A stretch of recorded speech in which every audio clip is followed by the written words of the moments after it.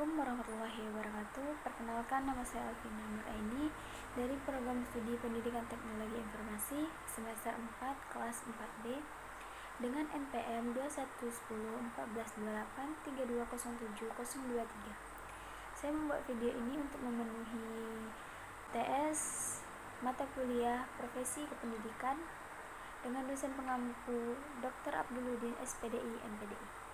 Baik, saya akan menjawab pertanyaan yang pertama. Uraikan analisis kritis Anda tentang profesi kependidikan. Saya akan menjelaskan satu persatu terlebih dahulu tentang profesi dan kependidikan. Profesi sendiri adalah suatu pekerjaan yang dalam melaksanakan tugasnya memperlakukan menuntut keahlian, menggunakan teknik-teknik ilmiah, serta dedikasi yang tinggi. Keahlian sendiri diperoleh dari lembaga pendidikan yang khusus diperuntukkan untuk dengan kurikulum yang dapat dipertanggungjawabkan. Dan kependidikan adalah orang-orang yang berkecimpung dengan peserta didik dan peduli dengan masalah-masalah kependidikan serta memiliki tugas dan wewenang tertentu di bidang pendidikan sesuai dengan peraturan yang berlaku. Jadi, profesi kependidikan adalah jabatan tenaga profesional yang bertugas merencanakan dan melaksanakan proses pembelajaran, menilai hasil pembelajaran, melakukan pembimbing dan pelatih, serta melakukan penelitian dan pengabdian kepada masyarakat, terutama bagi pendidik yang perguruan tinggi yang menuntut keterampilan dan membutuhkan pelatihan serta penguasaan terhadap sesuatu pengetahuan khusus. Profesi kependidikan ini juga merupakan proses ataupun profesi yang sangat penting dalam kehidupan suatu bangsa. Hal ini tidak lain karena posisi pendidikan yang sangat penting dalam konteks kehidupan bangsa. Pendidikan merupakan unsur dominan dalam suatu proses kependidikan, sehingga kualitas pendidik banyak ditentukan oleh kualitas pendidik dalam menjalankan peran dan tugasnya di masyarakat. Dengan mengingat hal tersebut, maka bahwa upaya-upaya untuk terus mengembangkan profesi menjadi suatu syarat yang mutlak bagi kemajuan suatu bangsa. Meningkatnya kualitas pendidik akan mendorong pada meningkatnya kualitas pendidikan bagi proses maupun hasilnya. Baik, saya akan menjawab pertanyaan yang nomor 2. Sebutkan kode etik dan ciri-ciri guru profesional. Kode etik sendiri itu merupakan aturan tata susila keguruan, aturan-aturan tentang keguruan yang melibatkan dari segi usaha. Kode etik sangatlah penting bagi para guru di Indonesia, karena dengan kode etik penampilan guru akan terlihat lebih baik, bahkan akan bertambah lebih baik, dan akan terus-menerus memperlihatkan dan mengembangkan profesi keguruannya. Adapun kode etiknya yang pertama yaitu guru berbakti. Maksudnya itu membimbing anak didik seutuhnya untuk membentuk manusia membangun yang berjiwa Pancasila. Yang kedua yaitu memiliki kejujuran profesional dalam menerapkan kurikulum sesuai dengan kebutuhan anak didik masing-masing. Yang ketiga, mengadakan komunikasi terutama dalam memperoleh informasi tentang anak didik sendiri, tetapi menghindari diri dari segala bentuk penyalahgunaan. Dan yang keempat yaitu guru menciptakan suasana kehidupan sekolah dan memelihara hubungan dengan orang tua murid sebaik-baiknya bagi kepentingan anak didik. Yang kelima, guru memelihara hubungan dengan masyarakat sekitar sekolahnya maupun masyarakat yang luas untuk kepentingan pendidikan. Yang keenam, guru secara sendiri ataupun bersama-sama berusaha untuk mengembangkan dan meningkatkan mutu profesinya. Yang ketiga, guru menciptakan dan memelihara hubungan antara sesama guru baik berdasarkan lingkungan maupun di dalam lingkungan keseluruhan. Yang kedelapan yaitu guru bersama-sama memelihara ataupun membina dan meningkatkan mutu organisasi guru profesional sebagai sarana pengabdiannya. Dan yang terakhir yaitu guru melaksanakan segala ketentuan yang merupakan kebijakan pemerintah dalam bidang pendidikan.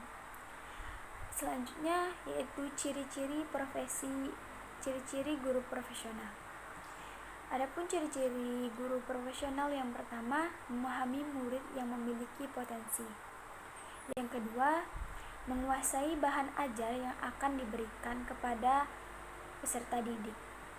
Yang ketiga, menggunakan berbagai jenis metode yang sesuai dengan materi yang akan disampaikan. Dan yang keempat, menyesuaikan bahan ajar dengan kemampuan siswa ataupun peserta didik. Yang kelima, menghindari cara mengajar 4D. Datang, duduk, diam. Yang keenam, mempelajari penjelasan yang jelas dengan menggunakan alat peraga. Yang ketujuh, mengajarkan bahan pembelajaran yang memberikan manfaat bagi siswa. Yang kedelapan, mempunyai tujuan yang akan dicapai dalam proses pembelajaran dan pengajaran. Yang kesembilan, tidak hanya mengajar dalam artian menyampaikan pengetahuan, tetapi senantiasa mengembangkan pribadi peserta didik. Dan yang terakhir yaitu yang ke-10, jangan terikat oleh satu buku pelajaran. Jangan sampai buku teks menghalangi murid untuk berpikir. Baik, saya akan menjawab pertanyaan yang nomor 3. Jelaskan pengertian, perbedaan dan contoh implementasi pada tabel berikut. 5 itu profesi, profesional, profesionalisme, profesionalisasi. Adapun pengertian dari profesi sendiri adalah suatu pekerjaan yang dalam melaksanakan tugasnya memerlukan menuntut keahlian, menggunakan teknik-teknik ilmiah serta dedikasi yang tinggi. Keahlian sendiri diperoleh dari lembaga pendidik yang khusus diperuntukkan untuk itu dengan kurikulum yang bisa dapat dipertanggungjawabkan. Adapun contoh dari profesi sendiri yaitu seperti dosen, guru, dokter, arsitek, dan lain-lain sebagainya. Yang kedua yaitu profesional. Profesional sendiri berarti pekerjaan atau karir dan pekerjaan yang seharusnya dilaksanakan oleh seseorang dengan mematuhi peraturan dan norma-norma yang berlaku, baik tertulis maupun tidak tertulis. Profesional adalah orang yang menyandang suatu jabatan pekerjaan yang dilakukan dengan keahlian atau keterampilan yang tinggi. Hal ini juga berpengaruh terhadap penampilan atau performa seseorang dalam melakukan pekerjaan profesional. Contoh dari profesional yaitu menyelesaikan pekerjaan dengan tepat waktu, bertanggung jawab terhadap setiap pekerjaan yang diterima, yaitu mengerjakan sesuai keahlian dan kompetensi memiliki serta tidak beban dari luar. Adapun selanjutnya yaitu profesionalisme. Profesionalisme sendiri adalah komitmen dan profesional terhadap profesinya. Komitmen tersebut ditunjukkan dengan kebanggaan dirinya sangat sebagai tenaga profesional. Usaha terus-menerus untuk mengembangkan kemampuan profesional. Profesionalisme merupakan komitmen para anggota suatu profesi yang meningkatkan kemampuan secara terus-menerus. Adapun contoh dari profesionalisme yakni memiliki sifat jujur, bertanggung jawab, bersikap ramah, mematuhi segala peraturan yang ada di kantor ataupun perusahaan, memiliki motivasi yang kuat. Selanjutnya yaitu profesionalitas. Profesionalitas adalah usaha menjadikan suatu jabatan sebagai pekerjaan profesional, upaya dan proses peningkatan dasar kriteria, standar, kemampuan, keahlian, etika, dan perlindungan suatu profesi ini. Contoh dari profesionalitas yaitu ahli dalam bidangnya, rasa tanggung jawab, contohnya memiliki rasa tanggung jawab dalam suatu hal. Selanjutnya yaitu profesionalisasi. Profesionalisasi adalah proses atau profesionalitas merupakan sikap para anggota yang benar-benar menguasai sungguh-sungguh kepada profesinya. Jalanan waktu itu membuat seseorang atau kelompok orang menjadi profesional.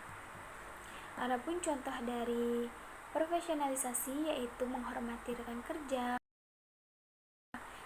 optimis, tidak membawa pekerja. Adapun perbedaan dari yang saya sebutkan tadi yaitu profesi sendiri yaitu memiliki pengetahuan yang khusus, keterampilan ataupun skill. Sedangkan profesionalisasi itu kegiatan yang memberikan arahan untuk membentuk menjadi profesi.